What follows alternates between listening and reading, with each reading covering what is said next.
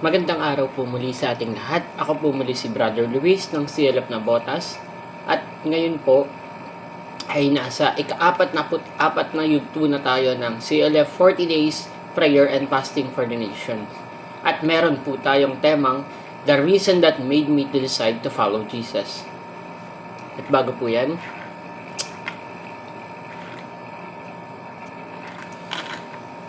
ikaw ba bilang isang lingkod ng Panginoon or bilang isang tao, naranasan mo na bang talikuran o talikdan yung mga ginagawa natin or mga nakasanayan or kinalakihan natin gawain? Pero bago po yan, tayo po muna ay manalangin. Panginoon, marami pong salamat sa araw na ito at muli ako makakapagbahagi ng iyong mga salita sa mga makakapanood.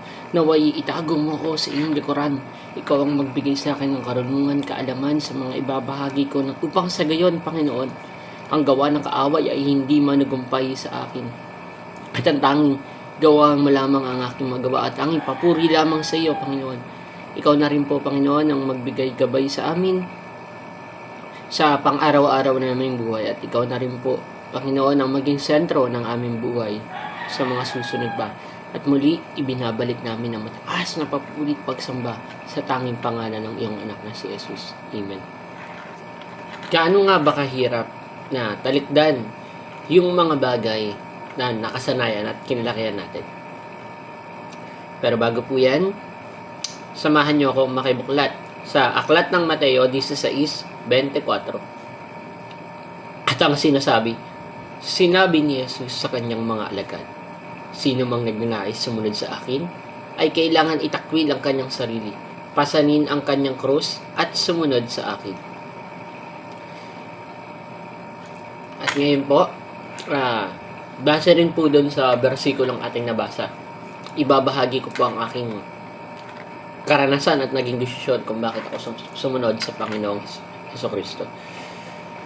Noong mga panahon na may mga bagay akong kinalakihan at nakasanayan na napakahirap sa akin bilang isang tao na talikuran ito sapagkat ito na yung nakasanayan ko, kinalakihan ko, dumadalo ko sa isang pagtitipon, linggo-linggo, lumuluhod ako sa mga gawang tao. Ngunit ano nga ba yung naging dahilan ko kung bakit ito itinalikuran ko? Dumating sa punto ng buhay ko na halos wala nang naniniwala at nakikinig sa akin. Kahit ang pamilya ko. Tiniisip ko na rin ng mga panahon na yon na totoo ba ang Panginoong Diyos? Totoo nga bang may Panginoong Diyos? Kasi kung bakit ganun yung nararanasan ko, kung bakit nahihirapan ako sa mga panahon na bakit pinapahirapan niyo yung mga tao, bakit kailangan magdusa yung mga tao. Pero yun yung paniniwala ko nung mga oras, panahon na yun. Kung kaya't masyado akong na-depress, masyado akong na-pressure, hanggang sa dumating na rin yung kahit yung mismong pamilya ko na dapat makakasama ko sa pagtanda ko, yung babaeng pinili ko na ina ng anak ko, nagawa na rin akong iwan. Marahil siguro may personal na dahilan, ngunit kung ano pa man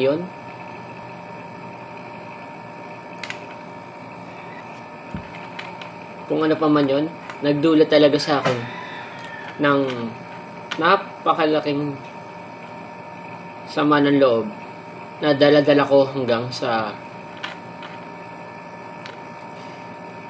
ma-realize ko na iniwan man ako ng mundo, ngunit ang Panginoon Diyos ay nananatiling tapat at hindi niya ako pinabayaan.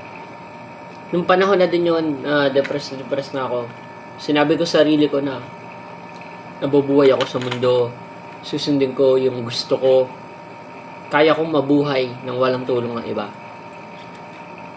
Kaya kong umunlad na hindi ako tinutulungan ng pamilya ko. Lagi ko sinasabi na yung Diyos, wala naman talagang Diyos. Kasi kung may Diyos, bakit niya tayo pinapahirapan? Lagi ko sinasabi na yung Bible, tanging laman lang ng mga nakaraan.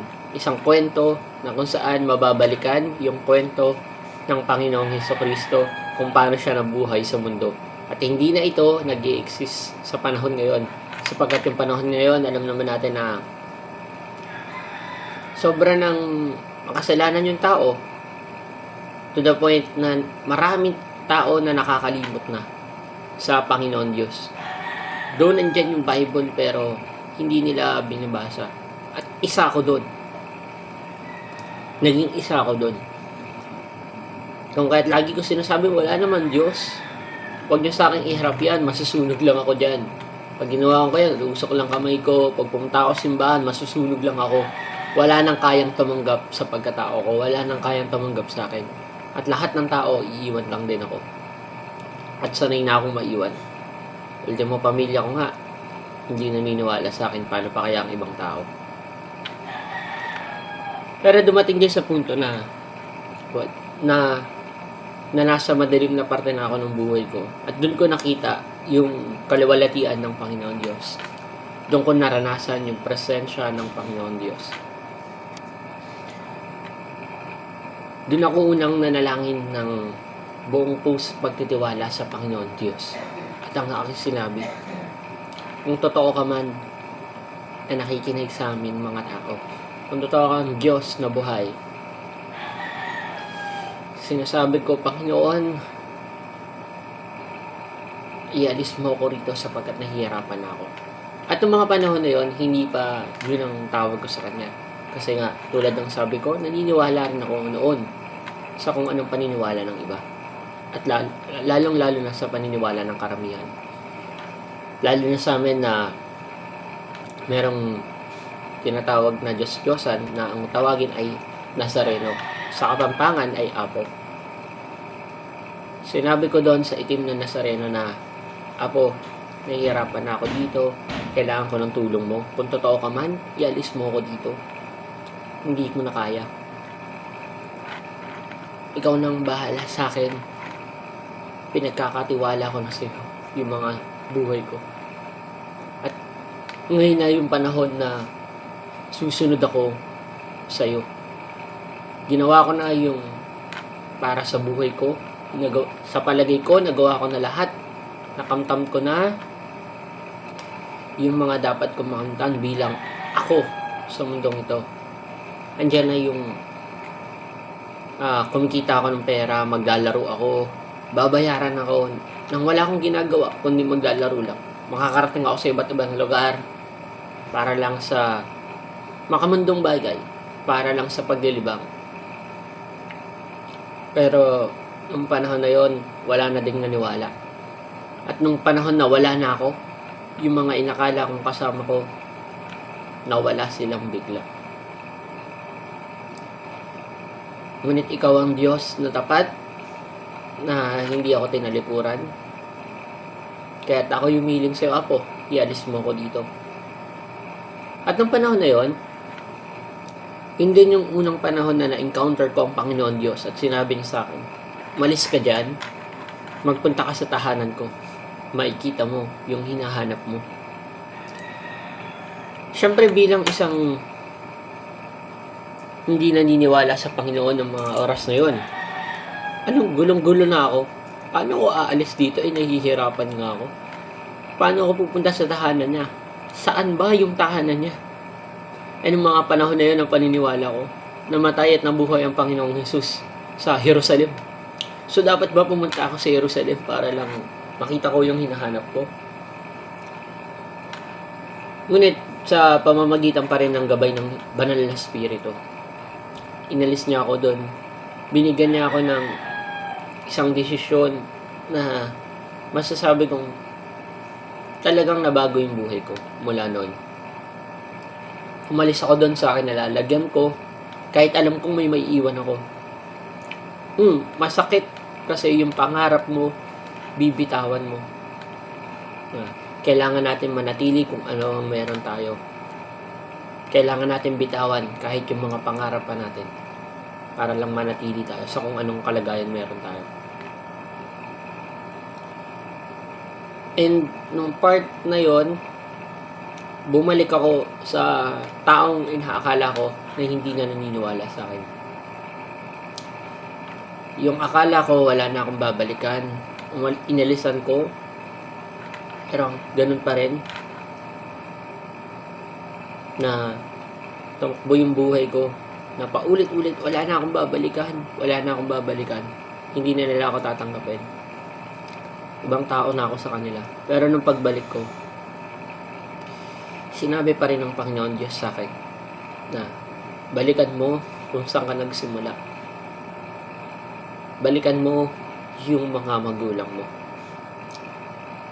Then doon ko na-realize na kahit ano pang kasalanan ng anak, alin man yung bagay na nagawa natin, nagawa man natin talikuran yung mga magulang natin, pero ang magulang natin, hindi tayo tatalikuran. Kahit nakapagsabi sila ng masasakit na salita sa atin, yung panahong galit sila, pero darating at darating pa rin yung araw na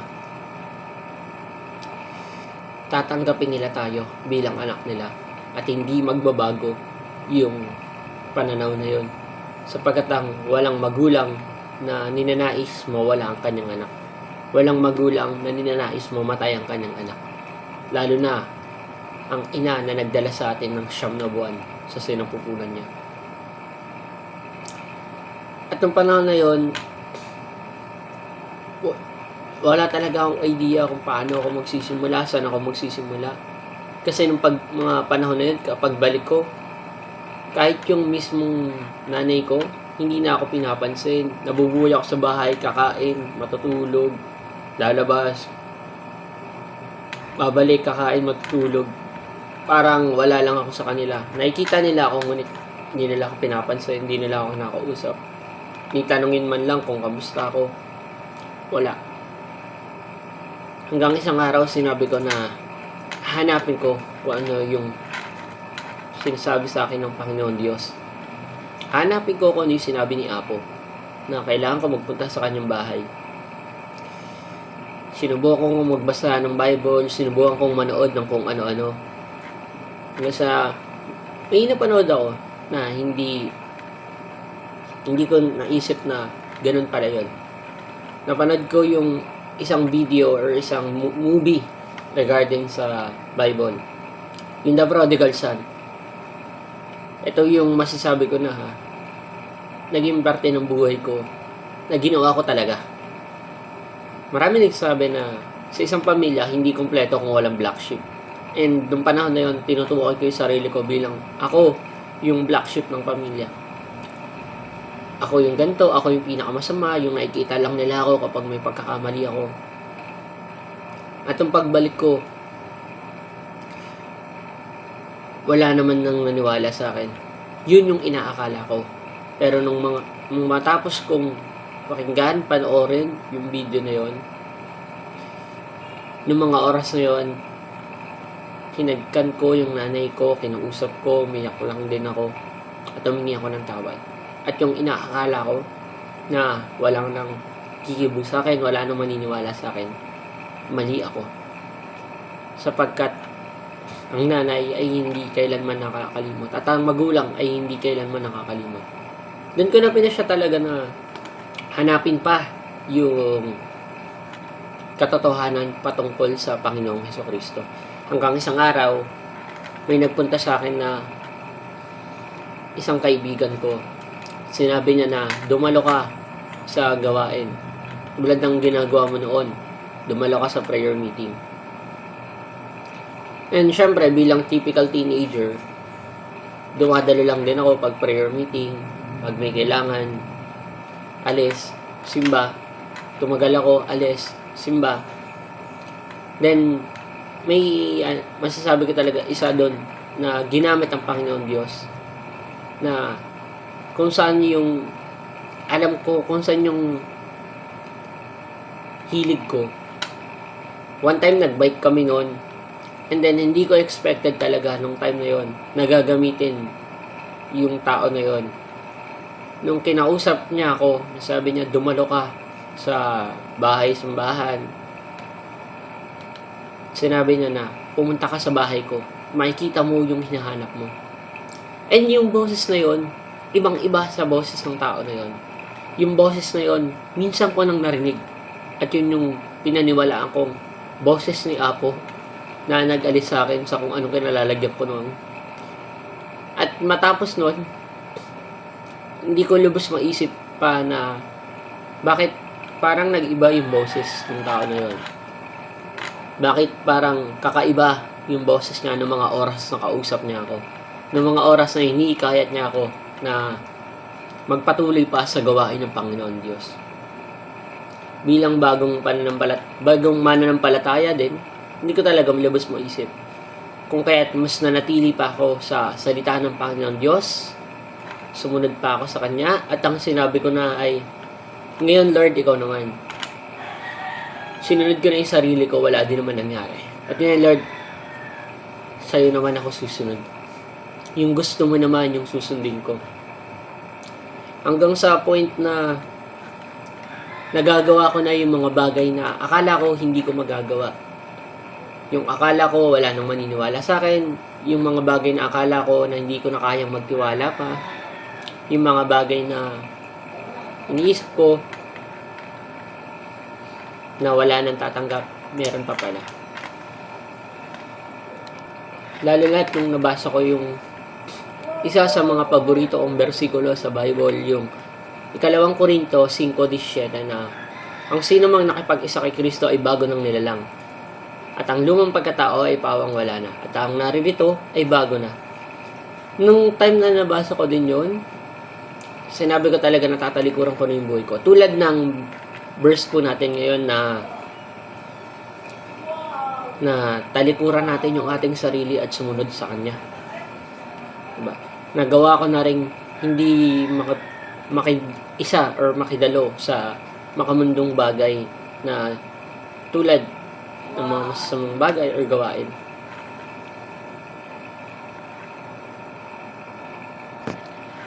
Nagawa ko na din na talikdan yung mga bagay na ginagawa ko noon na hindi naman nakakatulong sa akin or sa paglago ko bilang isang Kristiyano. Isa na dito yung laging dahilan ko na minsan lang naman ako iinom kapag may event lang naman kapag may birthday lang naman. Minsan halos ilang araw lang pagitan, may birthday ng kaibigan ko. And nagawa ko na rin hindi makaisa sa mga bagay na nagtutulak sa akin palayo sa gawain. Sana dito yung kapag may labas yung kaibigan, kapag may inuman, pag may birthday, nung una mahirap, kahit na sumunod na ako sa Panginoon Diyos, matigas pa rin yung ulo ko na may gawain, araw ng linggo, pero umaatin ako sa gawain ng kaibigan ko kasi birthday. Iinom ako, uuwi, iinom, hanggang sana alis, uwi, alis. Hanggang sa binago na ng Panginoon Diyos na bahay, simbahan, school, aral, bahay, simbahan, school. Hanggang sa tinuruan na rin ako ng Panginoon Diyos na humayot magparami, magkaroon ng disipulo, nagbabahagi ng salita. And yan yung unang pagkakataon din na nagpabautismo ako na sinabi ko na bago na akong nilalang at ang lumang kong pagkatao ay wala na. Kaya ang nandito ay yung binago na ng Panginoon Diyos. Sa una, walang naniniwala. Pero sinabi sa akin ng Panginoon Diyos, magkaroon ako ng butil ng pananampalataya. Sinlaki ng butil ng mustasa. Kung saan, magtiwala lang ako sa Kanya at yung lagi kong sinasabi na isinabuhay ko talaga na ang hirap maniwala kung hindi tayo nangangarap. Unang-una talaga, kailangan mangarap tayo. Nakasama natin ang Panginoon Diyos. Pangalawa, maniwala tayo dun sa pangarap natin. Na kahit saan man tayo makarating, paninindigan natin yung pangarap natin, paniniwalaan natin hanggang sa huli, nakasama natin ang Panginoon Diyos. At yung pangatlo, sundin natin yung pinag-uutos ng Panginoon Diyos. Magkaroon tayo ng pananampalataya sa Panginoon Diyos. Kasi napakahirap bilang isang tao na may pangarap tayo, naniniwala tayo, pero wala tayong paniniwala na magagawa natin yung bagay na yun. Wala tayong faith sa Panginoon Diyos na ipagkakalob niya yun. Lagi nauna yung sarili natin. Napakahirap nun, pero kapag meron na tayong tatlo na mga bagay na sinabi ko na nangangarap tayo, nakasama natin ang Panginoon Diyos, naniniwala na tayo na kasama natin ng Panginoon Diyos at nananampalataya tayo sa kung anong kayang gawin ng Panginoon Diyos sa buhay natin. Talagang masabi natin na walang imposible sa Panginoon Diyos sapagkat lahat ng hiningi natin ay yung pagkakaloob niya sa atin. Unahin lang natin yung kalooban niya at siya nang bahala sa atin. At nung mga panahon na din yon, kahit mahirap hindi gawin, pero nagagawa ko na. Naipagpapalit ko na yung mga bagay na dati priority ko, pero ngayon hindi na. Isa na dito yung 50th birthday ng mama ko. Ang hirap na hindi umattend kasi minsan lang yon, once a year, once in a lifetime lang yon, pero nagawa ko. Bakit? Kasi hindi ko na ipagpapalit yung araw ng linggo. At nung oras na yon, nagdadalawang isip pa ako na aatin ba ako, magsisimba ba ako. Pero mas nanatili pa rin sa akin yung prioridad ko na magsimba sa araw ng linggo.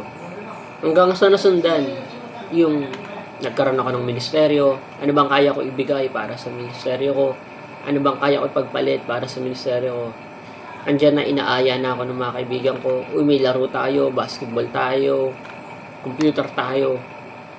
Pero nanindigan pa rin ako na kapag araw ng linggo, hindi ako pupunta. And yung isa pa yung pagsimba, may marami pa rin akong kaibigan na bumabalik at inaaya ko na minsan simba tayo, minsan banding tayo, inom tayo. Pero nanindigan pa rin ako na hindi na pumasok sa ganong bagay o ganong gawain. Na hindi na ako kailanman luluhod sa gawang tao at hindi na ako iinom. Sapagkat tinalikuran ko na yung mga bagay na yan at hindi na ako yung dating ako sapagkat binago na ako ng Panginoong Jesucristo. And to the point na rin na naging kapahingahan ko na yung araw ng linggo, yung araw ng gawain ng Panginoon Diyos. Lagi ko na sinasabi sa isip ko, or tinuro na din sa akin ng mga leaders namin na yung araw ng linggo, ipagkatiwala natin sa Panginoon. Yung araw ng linggo, yung pagdalaw sa gawain ng Panginoon Diyos ay ating kapahingahan. Nung una mahirap, kasi hindi ko maunawaan bakit ganoon. Paano ka nagiging pahinga kung sa oras ng gawain may ginagawa ka din, diba? Pero bilang isang lingkod ng Panginoon Diyos, kapag inuna natin ang gawain ng Panginoon Diyos, kailanman hindi tayo mapapagod at bibigyan tayo ng kapahingahan. At magpasa hanggang ngayon, yung gawain para sa Panginoon Diyos, itinuturing kong kapahingahan na nagtatrabaho man ako sa ilang araw para sa mundo. Ngunit ang kapahingahan ko ay araw ng linggo.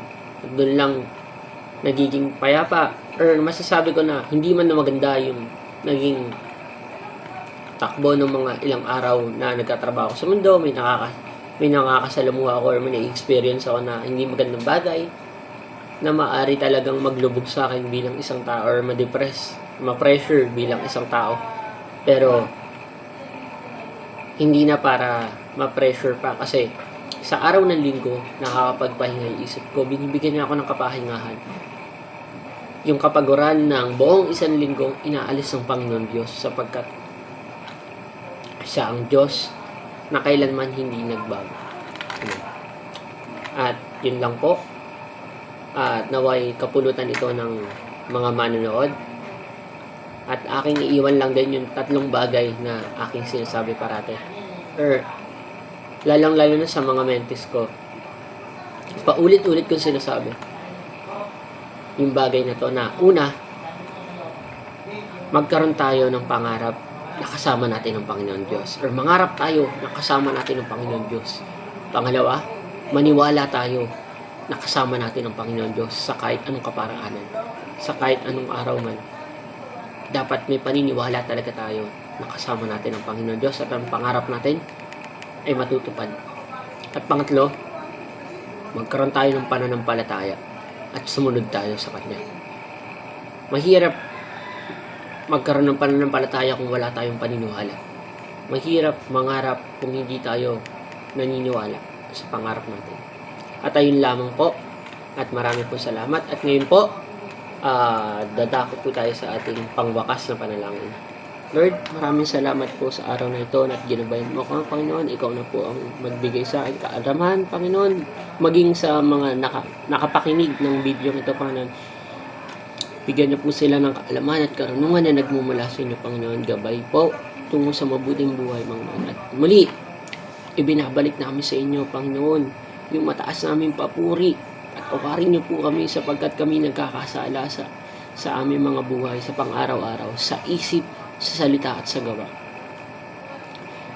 At idinudulog namin sa inyo, Panginoon, yung buhay namin, Panginoon. Pinagkakatiwala na namin sa inyo, Panginoon. Yung buong pagkatao namin, Panginoon, yung buong buhay namin. Inakala namin minsan na wala nang maniniwala sa amin, wala nang kayang tumanggap sa amin. Ngunit ikaw ang Diyos na kailanman hindi nagbago. Ikaw ang Diyos na kailanman hindi nag-iba yung salita mo sa amin, na may plano ka sa amin, Panginoon Diyos. Gayunman, Panginoon, turuan mo pa kami na maglingkod sa inyo, Panginoon. Turuan mo pa kami, Panginoon, na tanggapin yung mga sinasabi mo ng buong puso at hindi manugumpay yung gawa ng kaaway sa aming mga buhay muli. At muli, ikaw ang maging sentro ng buhay ng bawat isa, Panginoon. At muli, Panginoon, ibinabalik namin sa inyo ang mataas na papurit pagsamba sa tanging pangalan ng iyong anak na si Jesus. Amen.